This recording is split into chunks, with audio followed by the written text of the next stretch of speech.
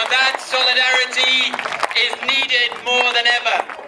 There has been a revulsion all over the world at the carnage and destruction that has been unleashed in Gaza.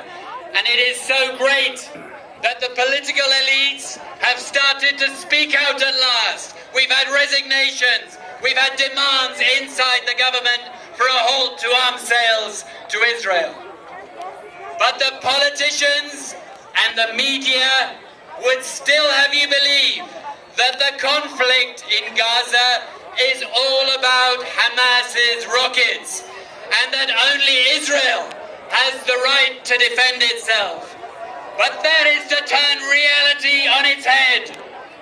It's not just that Israel provoked this conflict with the aim of breaking the moves to Palestinian unity, and that there are no rockets from the West Bank, and that the attacks and killings there continue just the same. It's that Israel is in illegal occupation of Palestinian land, including of Gaza, by air, blockaded by air, land and sea, which it is colonizing and crushing by force of arms.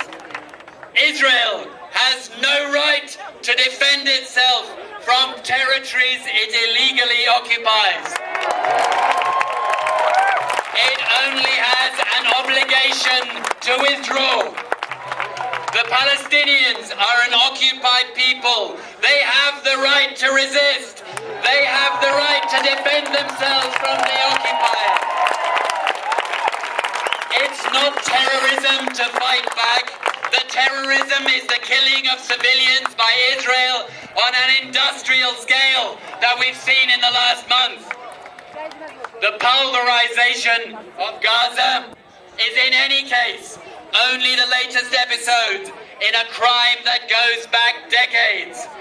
Britain has a special responsibility in this tragedy.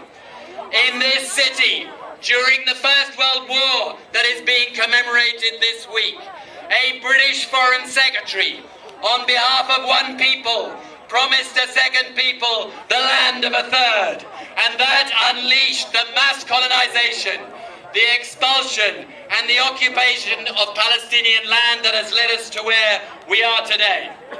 And at every stage of this tragedy, it is Britain and the United States that have themselves invaded and occupied Muslim and Arab lands for more than a decade, that have given unwavering support to the dispossession and the subjection of the Palestinian people with arms funding and political support. The horror of Gaza is a crime made in Washington and London, as well as by the Israeli government in Jerusalem. But global public opinion is moved decisively in support of Palestinian rights.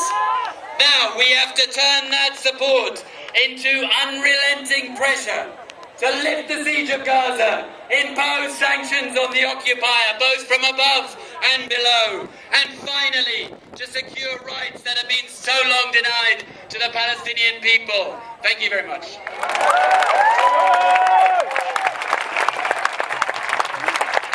Sean Milne of The Guardian.